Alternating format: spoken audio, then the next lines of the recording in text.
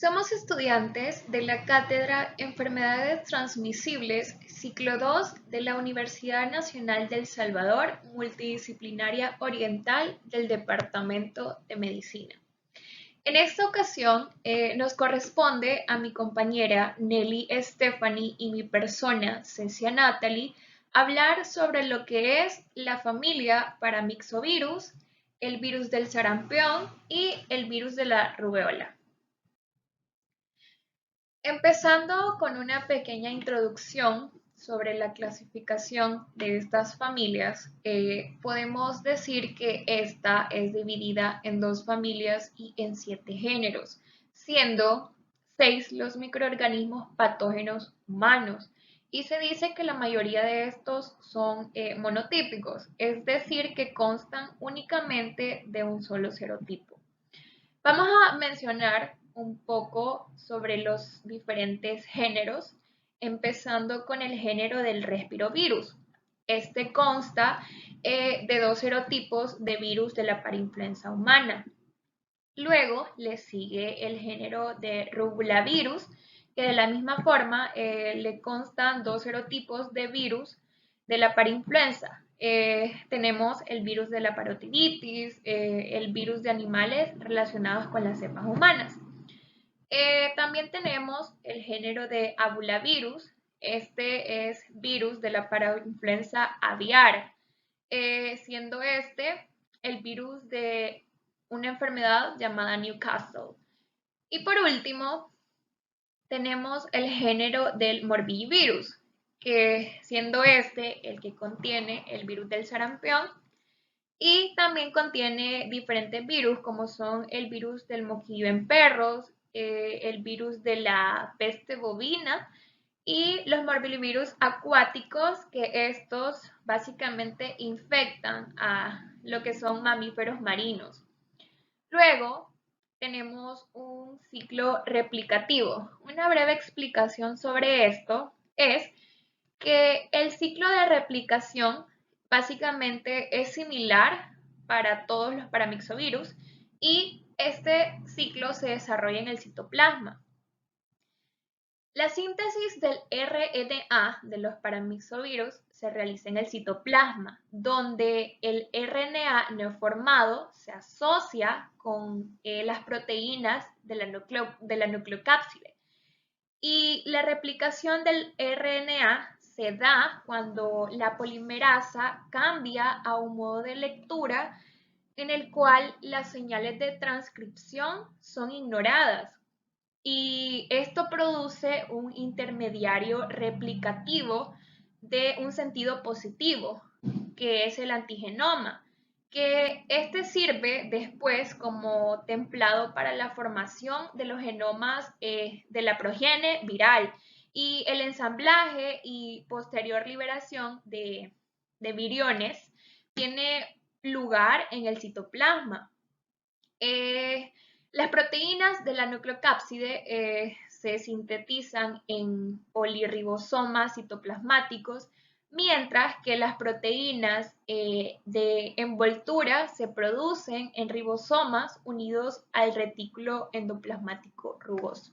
Y esto vendría siendo básicamente una explicación sobre este ciclo replicativo.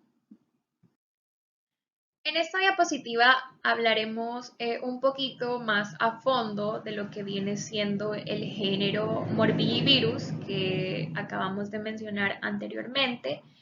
Y podemos decir que este es parte de la familia Paramyxoviridae, como lo podemos observar.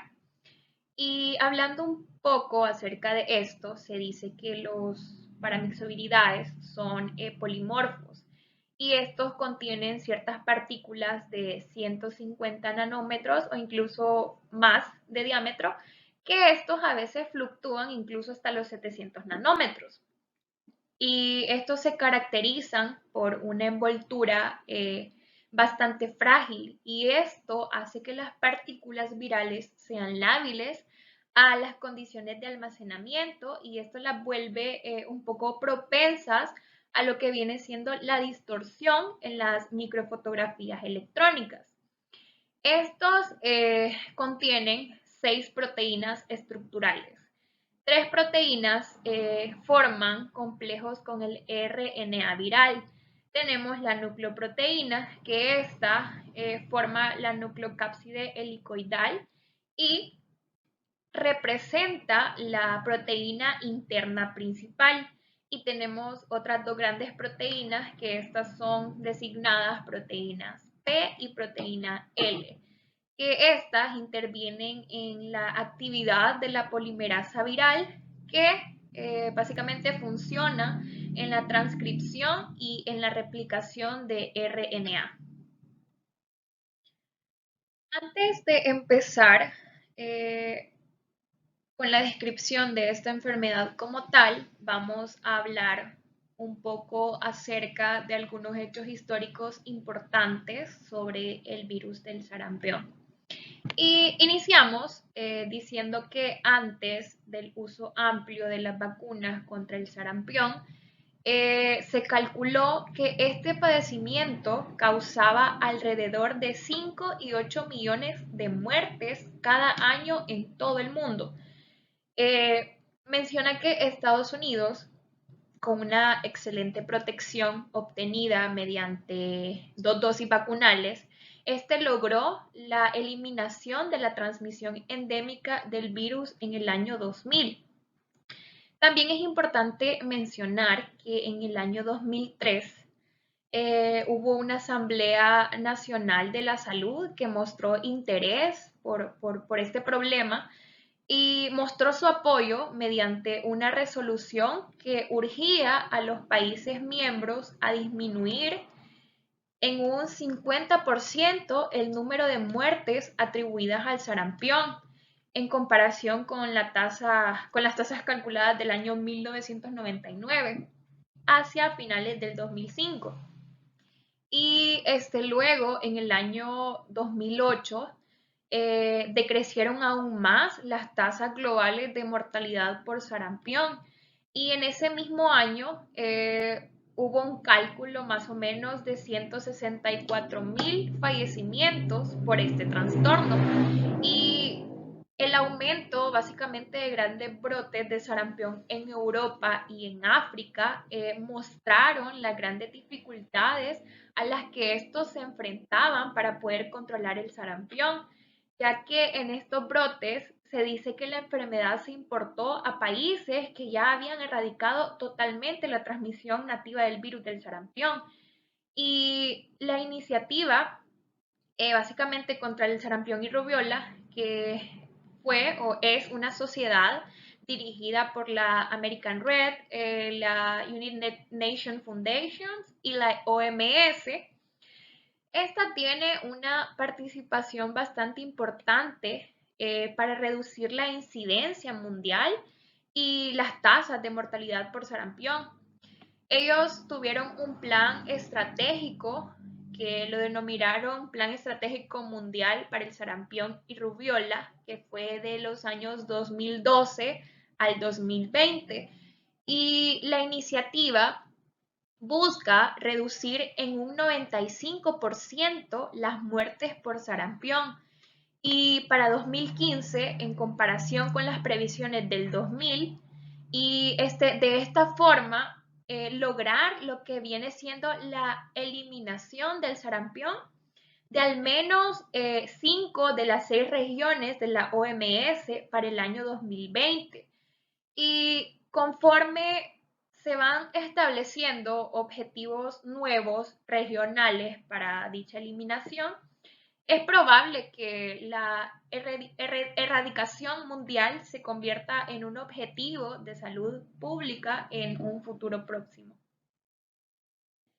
Dicho esto, pasamos a la descripción de la enfermedad y podemos decir que el sarampión se diagnosticó en los primeros 2 años de vida y esta es una enfermedad vírica aguda de un alto nivel contagioso y esta presenta síntomas prodrómicos como lo son la fiebre, conjuntivitis, la coriza, tos y manchas de Koplik, donde hablaremos a profundidad de cada uno de estos síntomas un poquito más adelante. También cabe recalcar que se dice que entre el tercer y séptimo día se da la aparición de un exantema característico con manchas rojas y este comienza en la cara y después se generaliza. Tiene una duración de 4 a 7 días y a veces termina en descamación de la piel. El sarampión básicamente suele ser más grave en los lactantes y también en los adultos que en los niños. Y las complicaciones como la otitis media, la neumonía, diarrea y encefalitis también pueden ser consecuencia de una replicación vírica o de una infección bacteriana sobreañadida a este virus. En cuanto a la epidemiología de distribución, podemos decir que este virus es uno de los patógenos más contagiosos que se transmiten directamente. Los brotes surgen en poblaciones en las que es susceptible menos del 10% de las personas y las cadenas de transmisión suelen ser frecuentes en contactos dentro de una misma familia, también en escolares y en personal de salud, que sabemos que el contagio puede ser más fácil. También se menciona que no se conocen infecciones latentes por dicho virus que produzcan una contagiosidad prolongada, ni tampoco reservorios animales. También es importante mencionar que los recién nacidos son altamente susceptibles a esta infección por el virus. Y esto se da básicamente cuando los anticuerpos que reciben de forma pasiva a través de la madre desaparecen y también esto se da cuando estos no han sido vacunados. En cuanto a la distribución, mencionamos que antes de la inmunización generalizada, el sarampión era una enfermedad bastante común en la niñez, de tal forma que al llegar a los 20 años de edad, más del 90% de la población había padecido ya esta infección. Así que era realmente poco probable las personas que realmente no contraían la infección en algún momento de la vida, ¿verdad? Entonces, también en la era previa a la vacuna se calcula que habían 100 millones de casos de sarampión al año, lo cual estos causaban 6 millones de defunciones anuales. El sarampión endémico en las grandes comunidades metropolitanas lograba alcanzar proporciones epidémicas cada 2 o 3 años, y en las comunidades y zonas un poco más pequeñas, los brotes eran más espaciados y presentaban aún mayor gravedad.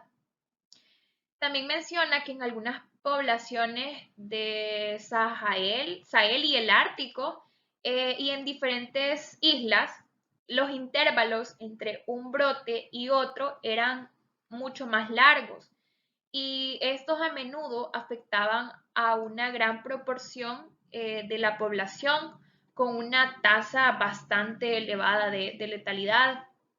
También es importante mencionar que en climas templados el sarampión aparecía principalmente a finales del invierno o a principios de la primavera y en los climas que son ya un poco más tropicales aparecía mayormente en la estación seca, pero gracias a diferentes programas eficaces de vacunación infantil, los casos de sarampión en muchos países altamente industrializados han disminuido en un 99% y por lo regular se observan casos únicamente en niños de muy corta edad que se da por diferentes razones, como por ejemplo no han sido vacunados o en niños de mayor edad, que son adolescentes y adultos jóvenes, que recibieron únicamente solo una dosis de la vacuna.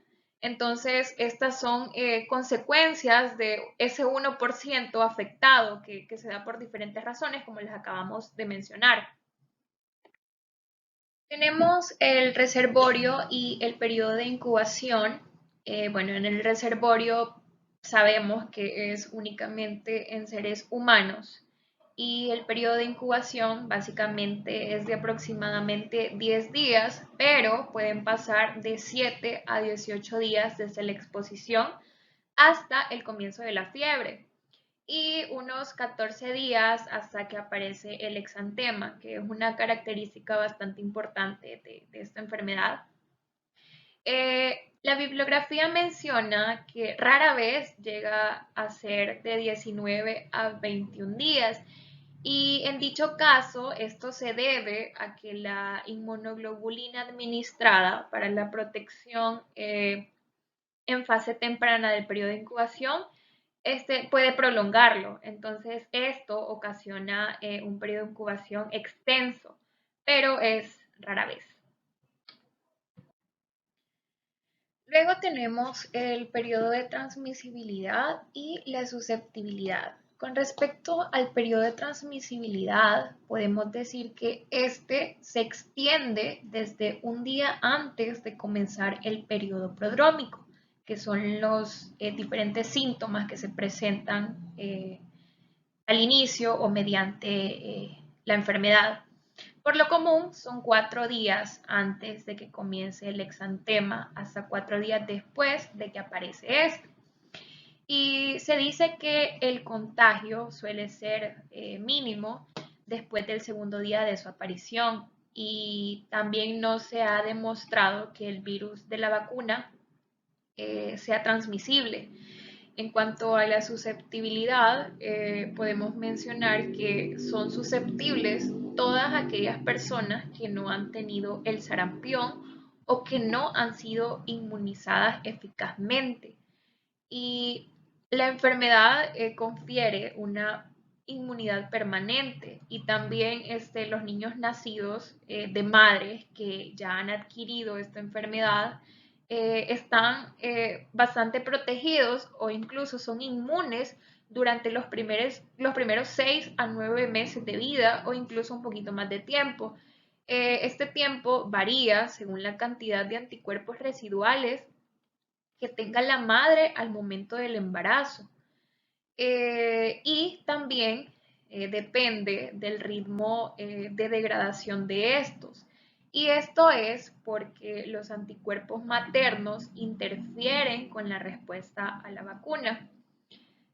Un dato importante también que debemos saber es que la administración de la vacuna entre los 12 y 15 meses de edad induce inmunidad en un 94 a 98% de los niños y esto ocasiona que la revacunación aumente los niveles de inmunidad incluso hasta un 99%.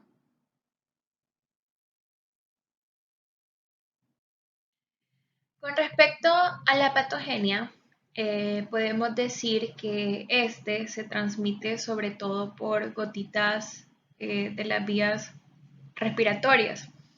Esto se da a una corta distancia o con menor frecuencia también se puede dar por aerosoles de partículas pequeñas que permanecen o se encuentran en el aire por un largo tiempo. La transmisión por el aire es bastante importante en algunos entornos, como vienen siendo las escuelas, consultorios, hospitales y sitios públicos cerrados o incluso que son bastante pequeños, donde por obvias razones el riesgo de contagio sabemos que es mayor. El virus se transmite por contacto directo con secreciones infectadas, pero este no vive mucho tiempo en objetos inanimados y se dice que la infección comienza cuando el virus es depositado en las células epiteliales de las vías respiratorias, también en la bucofaringe o conjuntivas, en los primeros 2 a 4 días posteriormente a la infección el virus se prolifera de forma local en la mucosa de las vías respiratorias y este se expande hasta los ganglios linfáticos que reciben linfa de la zona. El virus ingresa a la corriente sanguínea por medio de los leucocitos infectados, sobre todo por los monocitos.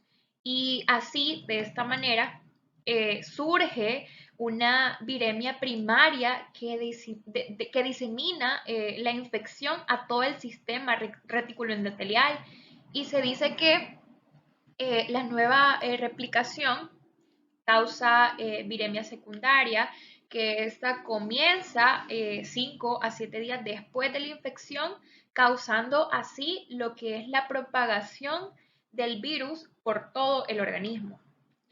En cuanto al pronóstico, bueno, el pronóstico decimos que entre los años 2000 y 2008, la tasa de mortalidad por el sarampión disminuyó casi un 78%.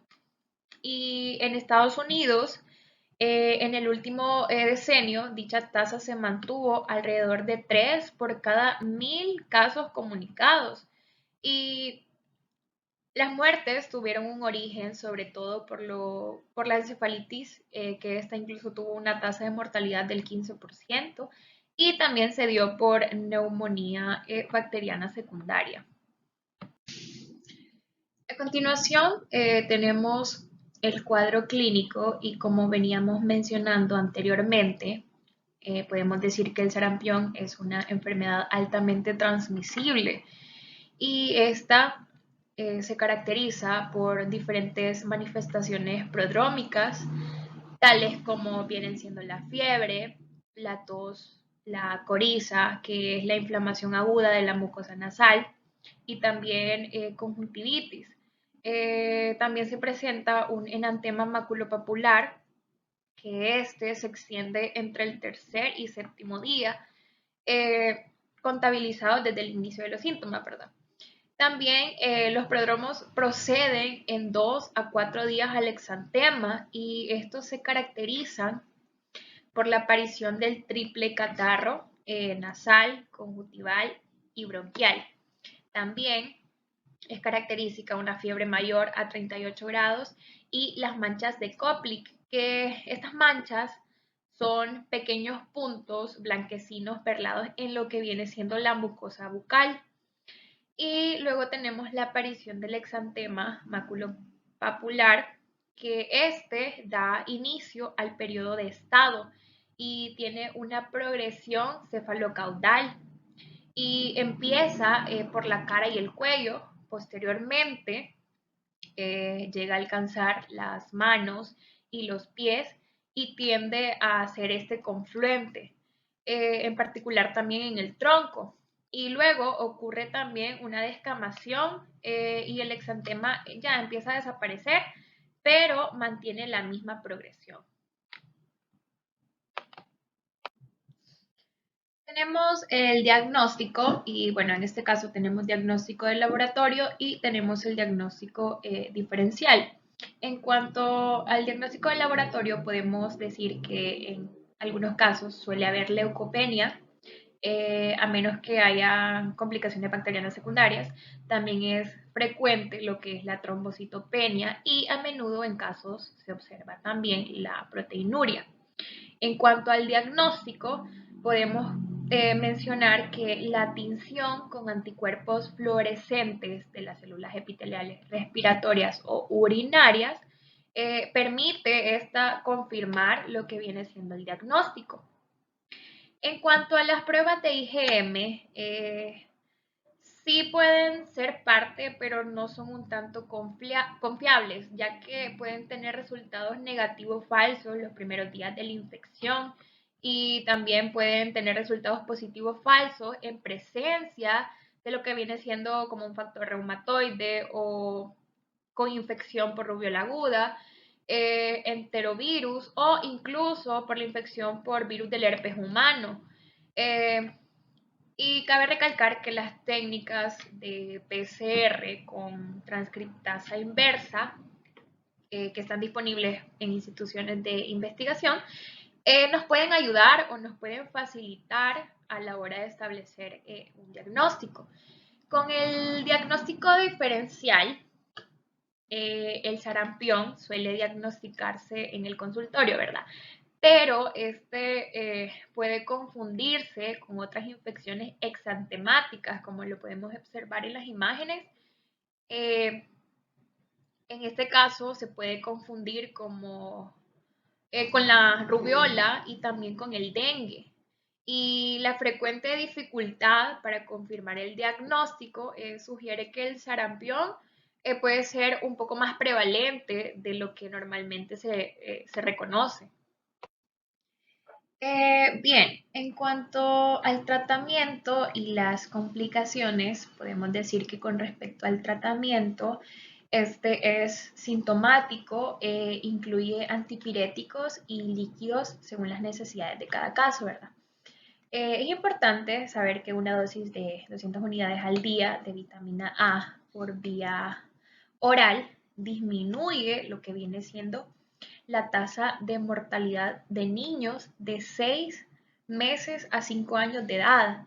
Esto se da porque esto beneficia a la conservación de la mucosa epitelial del tubo digestivo y respiratorio. Aunque es también importante tener en cuenta que la exposición a alta dosis de vitamina A puede incrementar la intensidad y el riesgo de una falla del antibiótico en la neumonía no relacionada con el sarampión. Entonces, esta podría ser una consecuencia. El virus del sarampión es susceptible a la acción de la ribavirina in vitro y esta se ha utilizado en casos específicamente seleccionados y graves de neumonitis con una dosis de 35 miligramos por kilogramo de peso al día por vía intravenosa, en lo que viene siendo tres fracciones durante 2 días seguidas de 20 miligramos por kilogramo de peso al día en 3 fracciones durante 5 días. También las infecciones bacterianas secundarias, en este caso incluida la neumonía, se pueden tratar con un esquema apropiado de antibióticos antibacterianos. También la encefalitis posterior al sarampión, que incluye la SSPE, que es la panencefalitis esclerosante subaguda. Puede tratarse solo de manera sintomática. Y con respecto a las complicaciones, podemos observar diversas manifestaciones y para comenzar tenemos las complicaciones a nivel del sistema nervioso central, enfermedad del aparato respiratorio, infecciones bacterianas secundarias, también la reactividad inmunitaria, gastroenteritis y otras complicaciones. Describiendo cada una de estas, podemos decir que la complicación a nivel del sistema nervioso central ocurre una encefalomielitis posinfecciosa, pero esto es en casi el 0.05 a 0.1% de los casos, así que es poca la probabilidad, pero no se descarta. En adolescentes y adultos se observan tasas mayores de encefalitis que en los niños de edad escolar y su inicio por lo general es de 3 a 7 días después del exantema. También pueden presentarse síntomas como vómito, convulsiones, incluso coma y síntomas y signos neurológicos bastante graves. El tratamiento básicamente es sintomático y de sostén y casi nunca se encuentran virus en el sistema nervioso central, aunque la desmielinización es bastante pronunciada.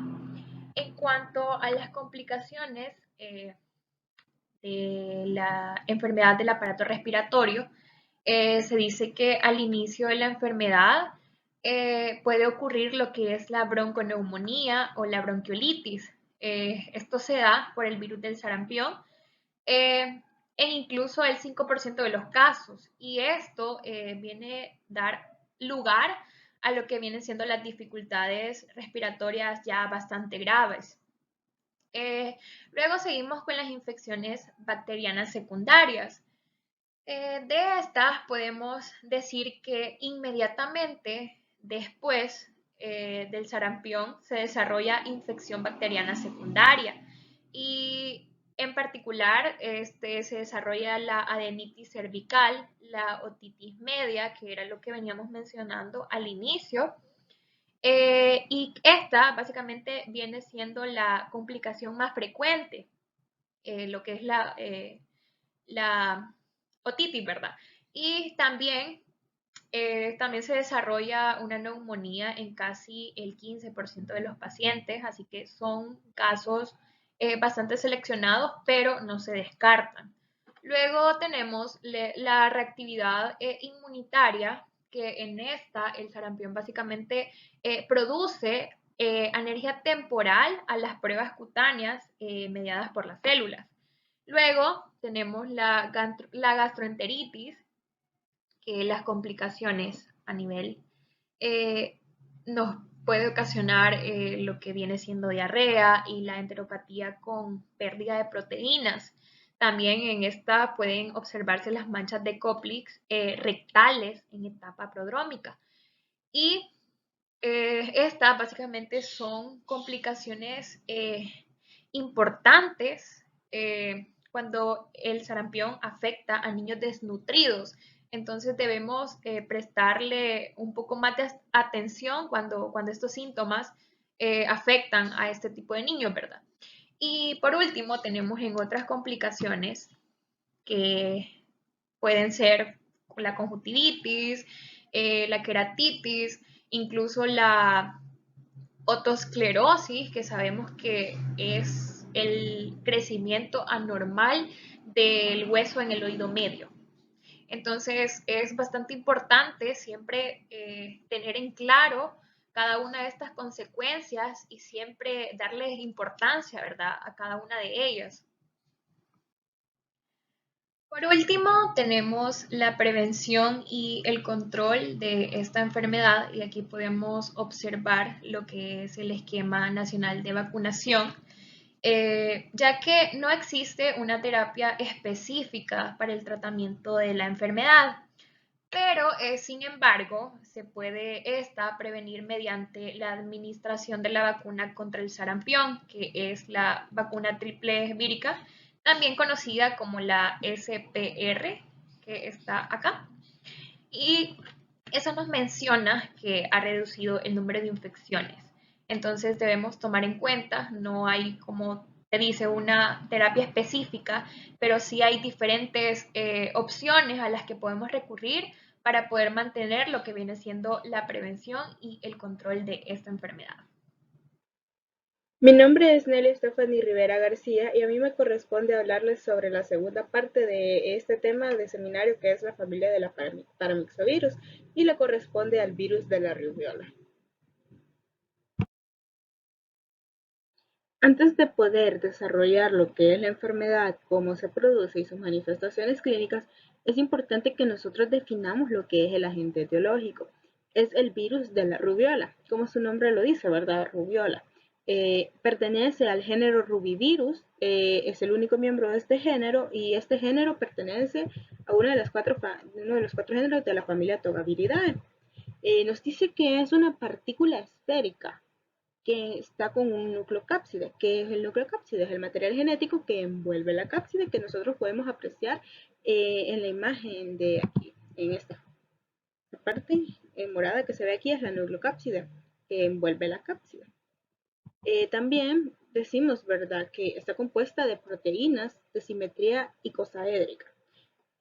Podemos observar lo que es la nucleocápside rodeada de una envoltura lipoproteica. Esta envoltura está producida por la brotación del virus desde las membranas plasmáticas. Es aquí, en esta envoltura lipoproteica, en donde se contienen los lípidos y polipéptidos de cada célula hospedera. El virión de la rubiola tiene 3 polipéptidos mayores, que son E1, E2 y C. También nos dice que tiene 3 componentes antigénicos principales, que son 2 asociados a la envoltura y 1 asociado a la proteína de la nucleocápside. Nos dice que existe un solo serotipo de rubiola. ¿Por qué? Porque no se ha encontrado una relación antigénica entre este virus y los demás de la familia Tobackidae. También no se ha mostrado lo que es la variación antigénica. Aunque el RNA, el genoma RNA tiende a presentar mucho más mutaciones, la rubiola solo presenta este serotipo. Esto es de importancia clínicamente para el manejo de las epidemiologías y para el proceso de las vacunas, para la preparación de ellas, pues permite que se desarrolle una vacuna muy efectiva, porque estos son productos de los virus atenuados y se identifican lo que son componentes, causas, proteínas, carbohidratos lipídicos, genes, cultivan el virus. Entonces, el hecho de que solo existe un serotipo nos dice que esa vacuna va a seguir siendo efectiva e inmunizante durante mucho tiempo. Como ya mencionamos, es genoma ARNA lineal de cadena única y de polaridad positiva. La replicación de este se da principalmente y solo en el citoplasma y madura por lo que es brotación, ¿verdad? En la replicación in vitro codifican lo que son diferentes proteínas que no se van a incorporar al virión, pero producen respuestas de antígenos. En esta imagen podemos ver las diferentes estructuras como es las espículas de las glipoproteínas en estos puntitos. En lo que es el rombo vemos la nucleocápside icosaédrica, el genoma ARNA, esto de aquí, y lo que envuelve todo es la envoltura lipoproteica. Ahora que ya hablamos del agente causal, podemos pasar a describir la enfermedad, iniciando principalmente con sus antecedentes históricos, ¿verdad? Nos dicen que hace tiempos históricos ha sido considerado como variante del sarampión, de ahí su nombre, sarampión alemán, ¿verdad? Y de la escarlatina. Hasta que hubo un momento en 1962 donde los estudios demostraron y se aisló este virus en sí y se consideró virus aparte. Entonces, también nos dice que hay un importante hallazgo, ¿verdad? Cuando Norman Gregg, que es un oftalmólogo australiano, descubrió que si una mujer embarazada contrae rubiola, su futuro hijo también va a nacer con rubiola. Es una enfermedad congénita, ¿verdad? Esto lo hizo reconocido en la medicina y nos dio lo que es el síndrome de rubiola congénita, ¿verdad? Como se sabe, pues han habido diversas epidemias de esta enfermedad, pero hubo una en Estados Unidos en la década de los 60 que nos permitió obtener lo que es información sobre la patogenia y epidemiología, ¿verdad? También lo que fueron cepas atenuadas, de donde después, 3 años después, se dio lo que es la primera vacuna, ¿verdad? Y se empezó a aplicar. Entonces, decimos que ahorita, en la actualidad, la rubiola se ha querido erradicar por completo, la postnatal y la congénita, en verdad. Pero esto lo hacen a través de las inmunizaciones y lo que pasa aquí es que hay una desventaja muy grande debido a la baja desinformación o a la ignorancia del tema de las personas. Entonces, algo muy importante es que Chile, este país, ha podido alcanzar una erradicación estable y debería ser un ejemplo de país modelo para que nosotros logremos erradicar esta enfermedad de nuestros países. Ahora sí vamos a describir lo que es la enfermedad en sí. Pues esto se le conoce como sarampión alemán, ¿verdad? Y como sarampión de 3 días. Es una enfermedad infectocontagiosa con una generalización de síntomas leves y una erupción generalizada, como la que vemos en la imagen, este exantema muy común que tiende a confundirse con muchísimas otras. Más adelante vamos a hablar mejor acerca de estas manifestaciones clínicas, ¿verdad? Eh, Viene del latín rubellus, que significa un poquito rojo. Y como ya habíamos hablado, se ha tendido a confundir un poco como variante de sarampión, ¿verdad? O como de escarlatina por un tiempo. Es una enfermedad autolimitada, ¿verdad? De una forma virídica febril benigna, con un exantema maculopapuloso, ¿verdad? ¿Qué quiere decir esto? Que este es un tipo de erupción que no se eleva por encima de la piel, por la superficie, sino que surge una pápula, ¿verdad?, sobre la mancha y es puntiforme difuso, ¿verdad? Generalmente en esta enfermedad se sufren lo que son pródromos durante 1 a 5 días. De ahí su nombre de sarampión de 3 días, ¿verdad? Porque es más corto. Este pródromo consiste en lo que es cefalea, febrícula y malestar general. También se da lo que coriza leve y la conjuntivitis es bastante característica. Esta enfermedad no trae consecuencias, ¿verdad? Pero cuando ocurre durante el primer trimestre del embarazo, existen riesgos severos del daño al feto, anomalías congénitas, ¿verdad? Vamos a hablar de un punto muy importante que es la epidemiología y la distribución de esta enfermedad. Pues actualmente la rubiola se presenta en la mayoría de países con periodos de endemicidad con brotes epidémicos endémicos. ¿Qué quiere decir esto? Pues recordemos que epidemia es la presencia habitual de la enfermedad en una zona geográfica, ¿verdad? Y en brote epidémico es el que surge al producirse mayores casos de los esperados, ¿verdad? Por tiempo limitado. Entonces, decimos que este virus tiene una distribución universal que adopta dos comportamientos, como es la forma endemoepidémica, ¿verdad? Y la forma estrictamente epidémica. Cuando nosotros estamos hablando de la forma endemoepidémica, esta lo que nos da es la enfermedad viral presente durante todo el año, por muchos años, con brotes estacionales, brotes periódicos, y esto va a cursar de forma subclínica o asintomática, ¿verdad? Eh, Aquí también en esta epidemiología podemos mencionar que hay una frecuencia muy grande de reinfecciones en vacunados. Los vacunados pueden volver a reinfectarse. Eh, Luego de lograr su inmunización, dejó de ser una distribución endémica mundial con epidemias repetitivas, ¿verdad? Ahora es solo endémica en aquellos países que no han implementado la inmunización. Nosotros actualmente podemos decir que se calculan lo que son 100.000 casos de síndrome de rubiola congénita en países con vías de desarrollo o países tercermundistas. Para, para el año 2013 dice que 135 países o territorios habían incorporado la vacuna contra la rubiola en sus esquemas de vacunación, permitiendo lograr la inmunización en diferentes regiones, ¿verdad? Eh, Mayormente se nos dice que América y Europa lograron la inmunización en un 100%, ¿verdad?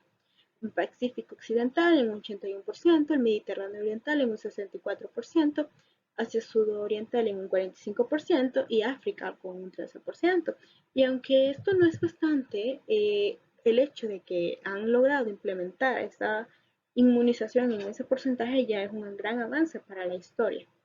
Los niveles sostenidos de inmunización contra la rubiola han reducido drásticamente o casi eliminado el síndrome de rubiola congénita o el virus de la rubiola, ¿verdad? Importante para evitar que se siga desarrollando esta enfermedad.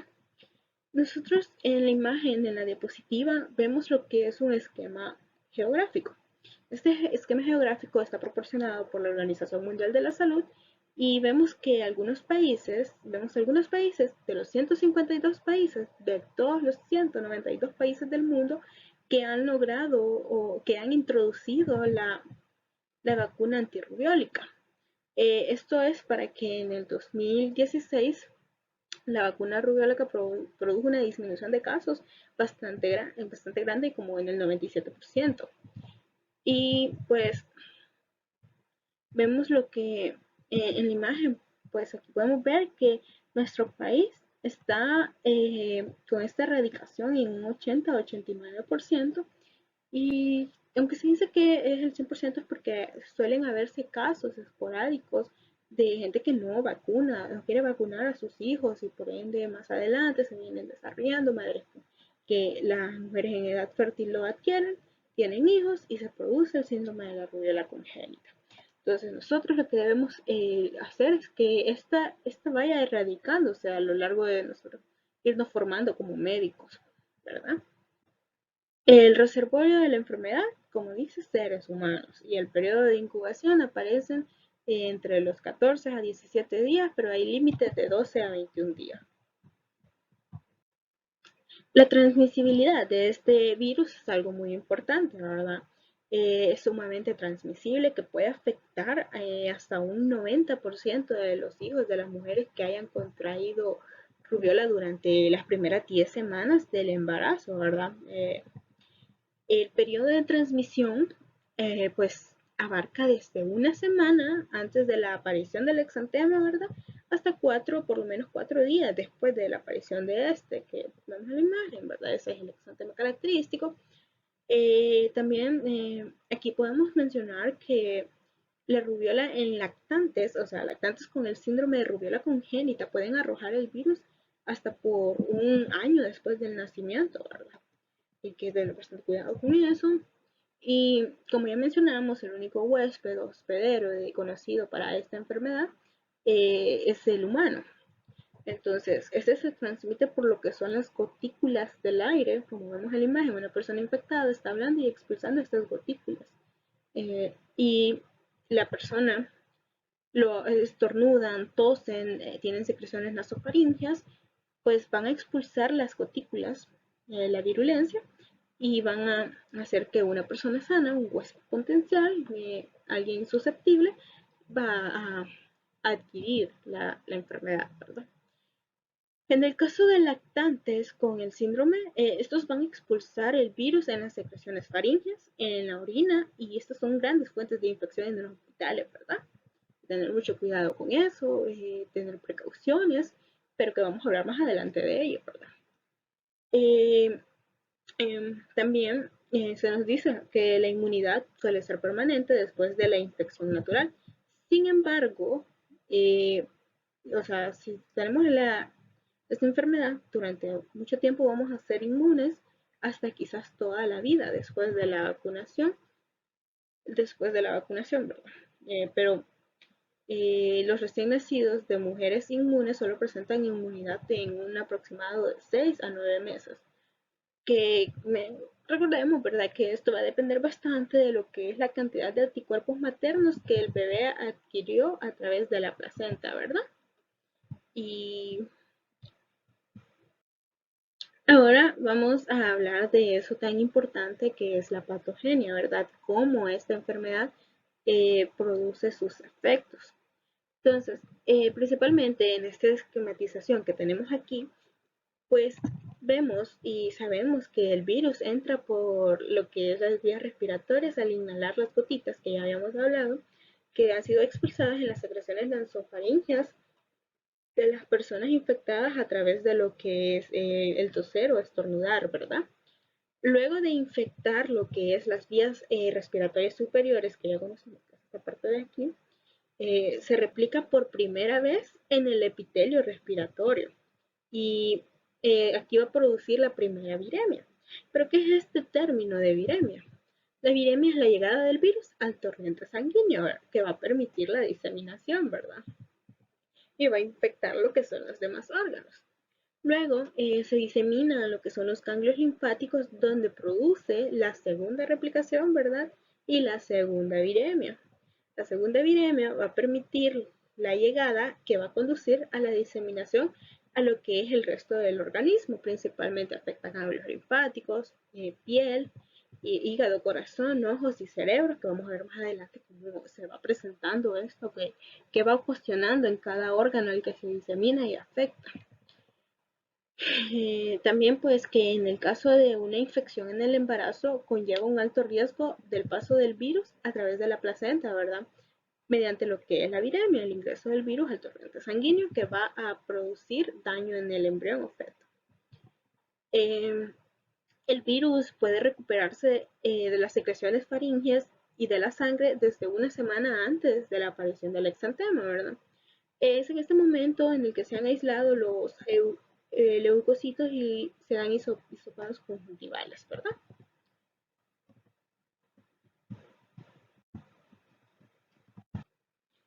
Vamos a hablar ya acerca de lo que es el cuadro clínico y pues para esto se nos han dado unas bases para nosotros poder diagnosticar lo que es la rubiola, ¿verdad?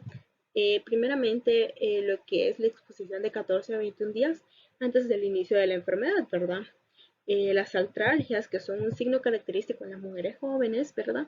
Y la fase prodrómica de la que ya les he hablado, que es leve en adultos y que se caracteriza por fiebre o febrícula, mejor dicho, cefalea, malestar generalizado y la coriza. En niños, esta fase prodrómica no existe, ¿verdad? No se presenta, así que eso es algo muy característico. La linfadenopatía cervical posterior y postauricular es una característica muy propia de esta enfermedad y algo con lo que podemos diferenciarlo bastante. Una linfadenopatía, o sea, el ganglio inflamado en esta parte de aquí, que podemos ver en la imagen. En la imagen se ve perfectamente el ganglio inflamado. También tenemos lo que es el exantema maculopapular fino de la cara a troncos diseminados a las extremidades, que ya vamos a explicar más o menos cómo es este exantema y cómo podemos diferenciarlo más adelante, ¿verdad? Y algo muy importante es una leucopenia y trombocitopenia. Entonces, para, para nosotros poder hablar bien del cuadro clínico, lo hemos dividido en rubiola postnatal, rubiola congénita y también la del adulto, que también se incluye más o menos en lo que es la postnatal. Cuando nosotros hablamos de las manifestaciones postnatal, comprende esta erupción maculopapular, ¿verdad? La erupción que, recordemos, no se eleva por encima de la superficie de la piel y que surge de la pápula sobre la mancha maculopapular. Comienza en la piel, diseminándose de la piel de la cara, diseminándose hacia lo que es el tronco, ¿verdad? Y aparece 1 o 2 días después de la inicio de la presentación de los síntomas en forma de las máculas rosadas. Esto es algo muy característico porque nosotros tenemos que ir viendo cómo va produciéndose, cómo va desarrollándose toda la enfermedad. Sabemos, pues, como ya hemos venido hablando, que los síntomas iniciales son la fiebre y el malestar general, lo famoso prodrómico.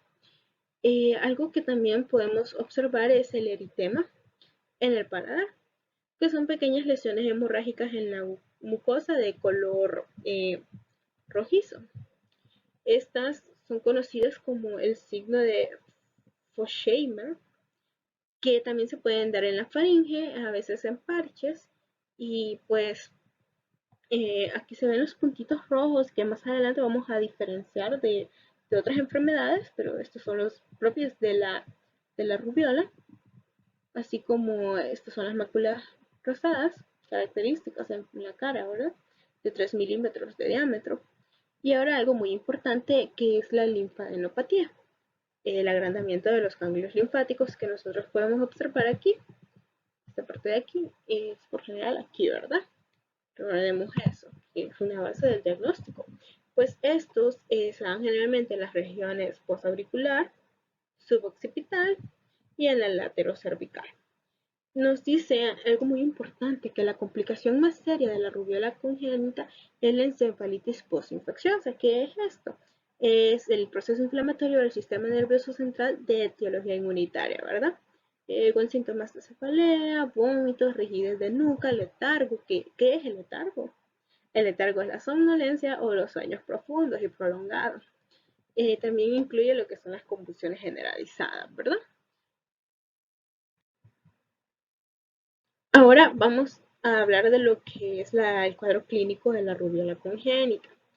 Este esquema nos da más o menos lo que es, bueno, nos dice específicamente qué es lo que afecta en la rubiola congénita. Son las anomalías en donde se produce microcefalia, que más adelante vamos a ver, cardiopatías de resistencia de conducto arterioso. Las cardiopatías son algo muy importante y muy característico de esta enfermedad. Y también las anormalidades en la visión que vamos a ver más adelante, ¿verdad? Ahora bien, vamos a explicar un poco más acerca de lo que es el cuadro clínico de la rubiola congénita. Afecta principalmente lo que son a los fetos inmaduros con comportamiento de infecciones virales persistentes, ¿verdad? Que como he ido explicando a lo largo de la exposición y principalmente en la patogenia, ¿verdad? Se produce el traspaso del virus, ¿verdad? A través de este virus que está presente en la circulación materna, recordemos la viremia, va a producir que el virus traspase lo que es la placenta, ¿verdad?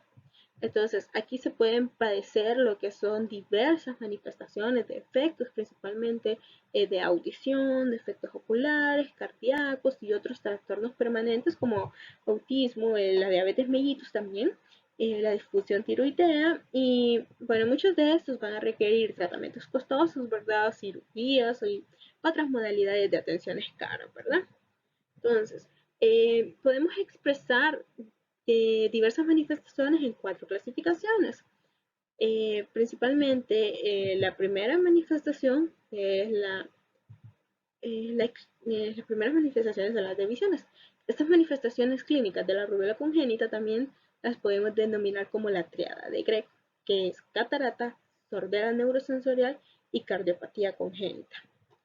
Entonces, ahora vamos a hablar un poco más, o principalmente nos vamos a concentrar en lo que son estas manifestaciones visuales, ¿verdad? La predominación de estas son las cataratas que, como podemos observar en la imagen que tenemos ahí del niño, es la opacidad del cristalino con visión nublada o nubosa, borrosa, ¿verdad? Tenemos la microftalmia, la retinopatía pigmentaria, también tenemos la opacidad corneana, tenemos el glaucoma, la hipoplasia del iris y pues vamos a ver en la siguiente diapositiva lo que son las imágenes de cada una de estas. Bien, ahora sí vamos a poder hablar de lo que son, cómo se observan estas manifestaciones, que es algo muy importante que debemos saber porque como futuros médicos se nos van a presentar los casos y nosotros tenemos que ir conociendo cada una de estas manifestaciones importantes. Aquí, en esta imagen de aquí vemos lo que es la microftalmia, que corresponde a la anormalía congénita caracterizada por un tamaño anormalmente pequeño del ojo o de ambos ojos. Tenemos la opacidad corneana, que es similar a la catarata, que es un trastorno del globo ocular donde se va a perder su transparencia, ¿verdad? Y evita que la luz pase a través de la córnea hacia la retina, ¿verdad? También lo que tenemos aquí es el glaucoma, que es la lesión del nervio óptico, glaucoma, que puede causar pérdida de la visión y ceguera, ¿verdad? Ahora sí, la otra parte, otra manifestación importante son las cardiopatías. Una cardiopatía muy común y que se produce bastante es el ductus eritematoso, ¿verdad? ¿Qué es el ductus eritematoso? Es la apertura persistente que se encuentra entre los dos vasos sanguíneos principales que salen del corazón, ¿verdad? ¿Cuáles son estos? El callado de la aorta, la vena pulmonar y la arteria aórtica, ¿verdad? Esto va a producir una comunicación anormal entre este callado.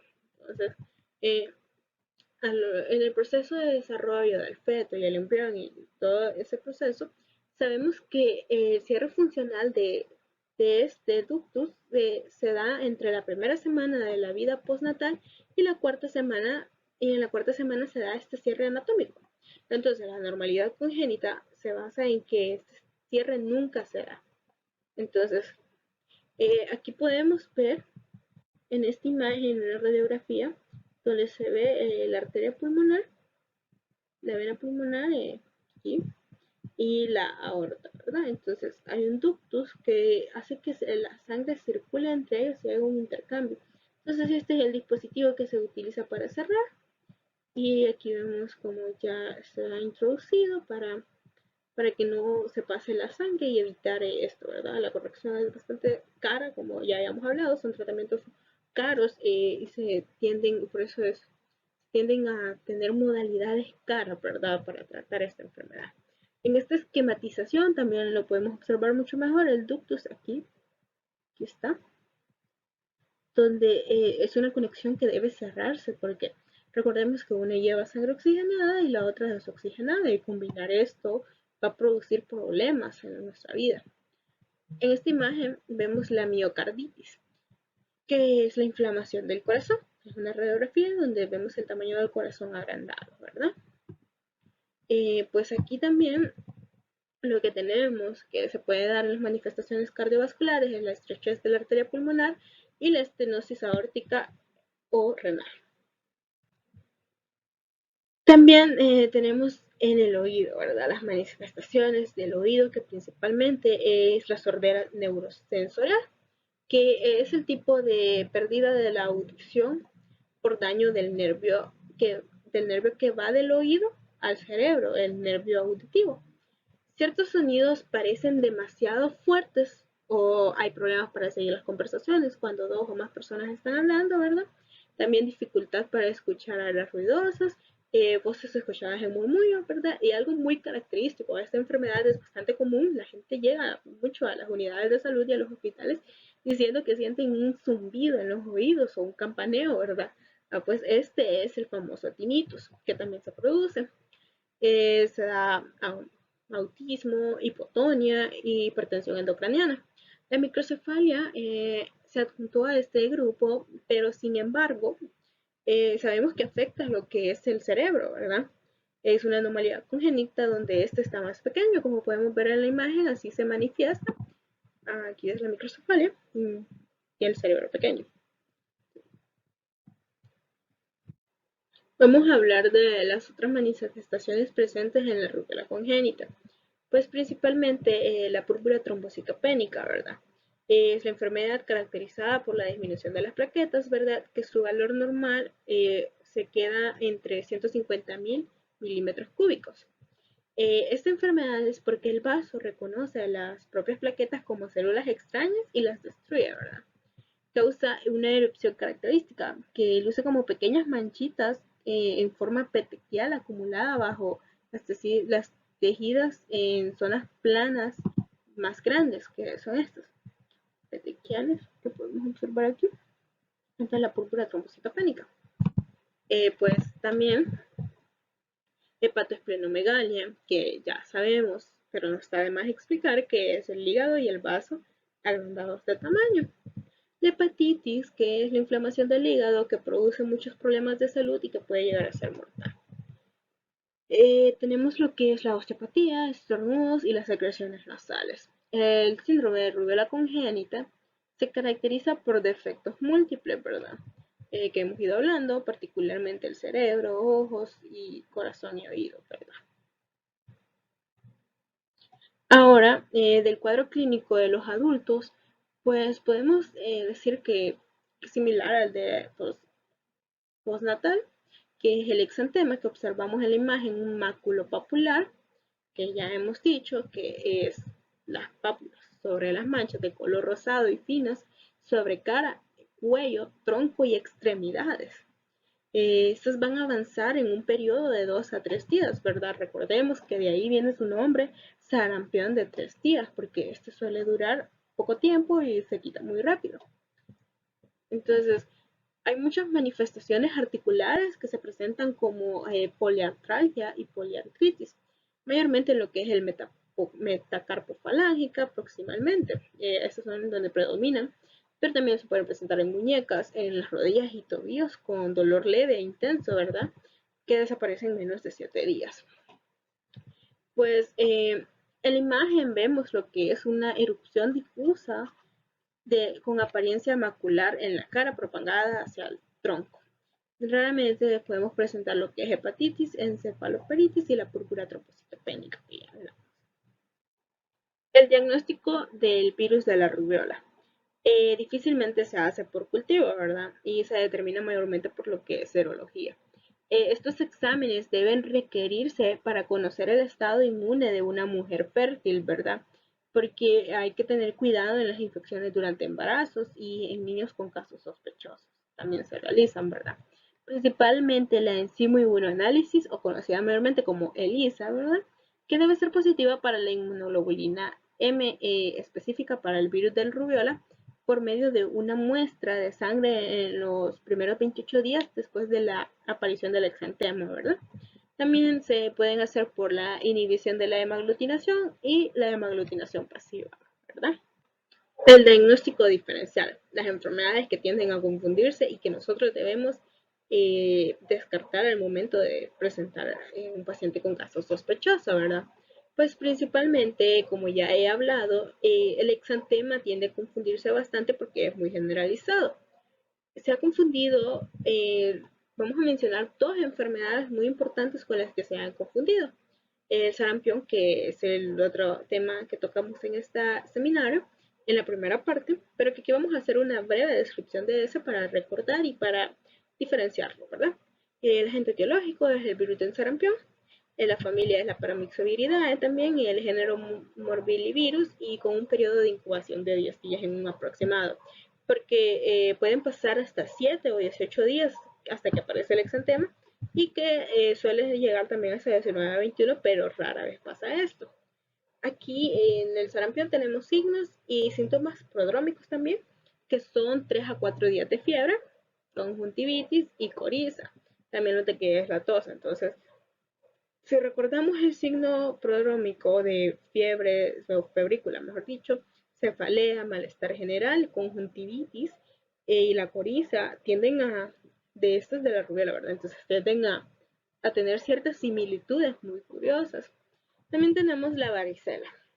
La varicela con el agente etiológico del herpes virus humano 3, que también se le conoce como virus de la varicela zoster, tiene un periodo de incubación de 2 a 3 semanas, pero también puede darse de 14 a 16 días en un aproximado. Esta enfermedad de la varicela tiene unas bases de diagnóstico, que es el exantema pruriginoso, de distribución centrífuga, papular, que cambia a vesicular y forma pústulas, o sea, viene de una mácula, luego es una pápula, luego es una vesícula y termina en pústulas. Los signos prodrómicos de la varicela, pues es fiebre de un día a lo mucho o ninguna, y la anorexia y la cefalea. Aquí vemos la imagen de las tres enfermedades. Entonces, aquí lo que es el sarampión. Esta imagen es del sarampión. Estas dos imágenes corresponden a la rubiola y esta es la de la varicela. Como podemos ver, los exantemas son bastante similares, pero tienen sus características, ¿verdad? Primeramente, el exantema del sarampión, vamos a ver si podemos anotar aquí, este es sarampión. Aquí le vamos a poner la rubiola y aquí la varicela para mayor entendimiento, ¿verdad? Pues el exantema del sarampión es maculopapular que es la pápula sobre la mancha, es la erupción sin elevación sobre la superficie de la piel, o sea, solo está la erupción en la piel. Aparece entre el tercer y séptimo día, pero este es pardo con una descamación, ¿verdad? Que inicia por lo que es la cabeza y el cuello y se disemina descendentemente, ¿verdad? En el de la rubiola, nosotros podemos observar que comienza también en cara y cuello, importante, que inician igual, pero se disemina hacia el tronco con una erupción de un diámetro menor a 3 milímetros de color rosadas. Entonces, estas son más rosadas, aquellas son pardo o rojo ladrillo. Y pues en esta de la rubiola también son maculopapulares, pero son de menor tamaño que las que se presentan en la sarampión, que nosotros podemos comparar ahí, que las del sarampión parecen más juntitas y más grandecitas y aquí solo son puntitos. Pero la varicela también las tiene. Esta tiene puntitos finos, pequeños, de evolución rápida. La mácula, pápula en pocas horas, que después de 3 a 4 días se convierte en vesículas. Entonces, durante 3 a 4 días nosotros vamos a ver máculas a pápulas que se pueden tender a confundir con lo que son las rubiolas. Entonces, en la vesícula y las costras granulomatosas también son de la varicela, ¿verdad? Que predomina mayormente en lo que es la cara, piel cabelluda, también en el tronco. Pero mayormente la lesión es en la piel cabelluda y las mucosas, ¿verdad? Luego, otro diagnóstico diferencial aquí, que ya les había dicho, el signo de Faucher y las manchas de Klopik. Este corresponde a la rubiola, y este corresponde al sarampión, pero también pueden ser un diagnóstico diferencial bastante importante porque el eritema en el paladar son pequeñas lesiones hemorrágicas en la rubiola de la mucosa, ¿verdad? En la garganta de color rojizo, que es el signo de Faucher, también se puede dar en la faringe y a veces se presenta en parches, mientras que en el sarampión estas manchas son las de Klopik, como ya les dije, ¿verdad? Que son en la mucosa bucal y con el centro blanco o blanco azulado, ¿verdad? Sobre una base eritematosa sobre la mucosa interna de la mejilla, ¿verdad? En el tratamiento, pues no hay un tratamiento específico para la rubiola y se basa mayormente en lo que es aislamiento respiratorio y reposo, es decir, sintomático. ¿Verdad que en estas hay vacunas seguras y efectivas con virus vivos y atenuados, ¿verdad? La respuesta serológica y la de la vacuna son bastante similares, aunque la frecuencia de reinfección es alta en vacunados, ¿verdad? Esta es mayor que los que lo padecieron por infección natural. Aquí vemos lo que es el esquema nacional lo extraje del esquema nacional de vacunación que vamos a ver en la siguiente diapositiva, que a los 12 meses de edad nosotros damos la primera dosis de triple viral tipo SRP de sarampión, rubiola y paperas. Después, a los 15, 18 meses de edad, se da la segunda dosis de la triple viral tipo SRP de sarampión, rubiola y paperas nuevamente. Y hay una profilaxis o preventiva de los grupos de riesgo, que es el refuerzo SR de sarampión y rubiola en personas con enfermedades degenerativas y trabajadores del área de salud. Aquí vemos lo que les estaba diciendo, que es el esquema de vacunación, donde vamos a señalar 12 meses, aquí está, 18 meses, aquí, y los grupos de riesgo aquí. Vamos a ver si podemos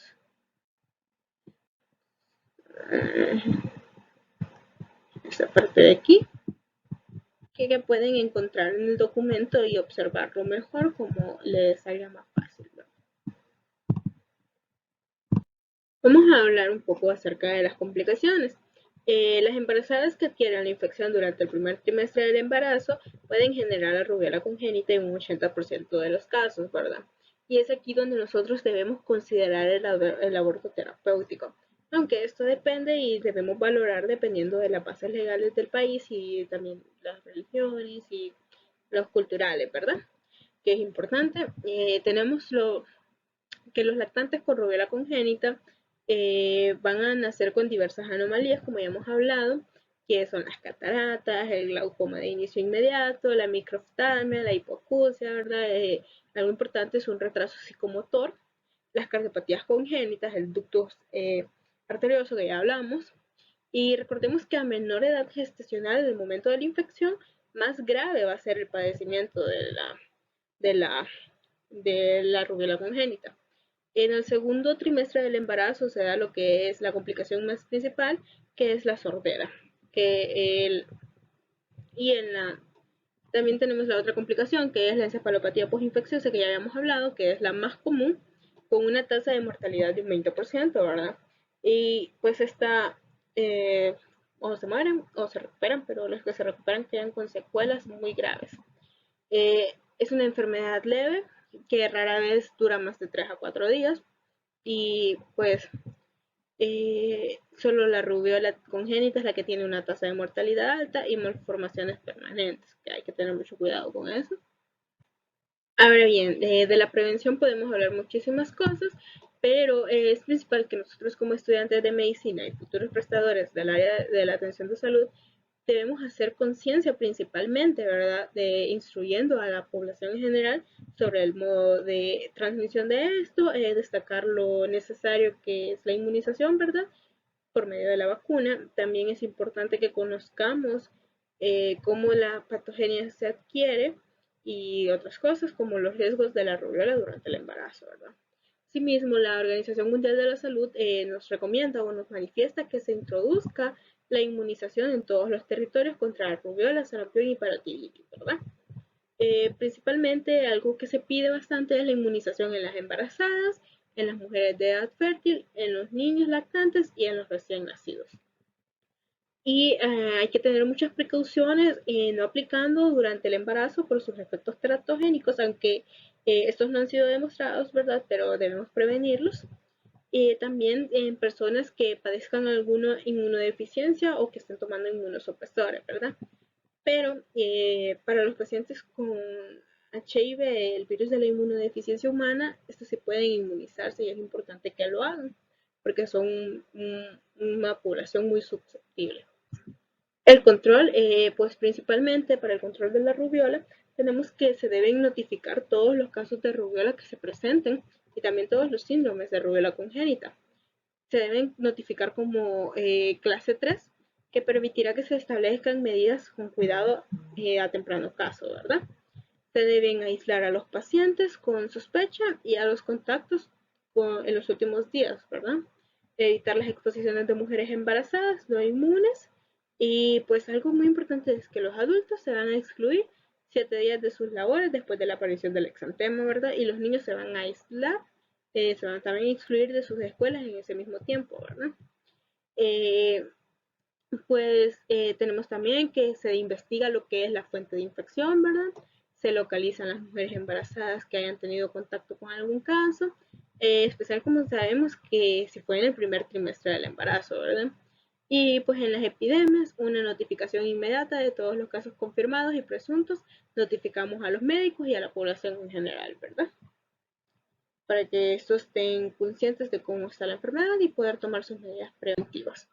Y aquí pues tenemos una esquematización de cómo diferenciamos más a fondo lo que es el sarampión y la rubiola, que son, ya hemos hablado, así que eso sería mi aporte hasta aquí y muchas gracias.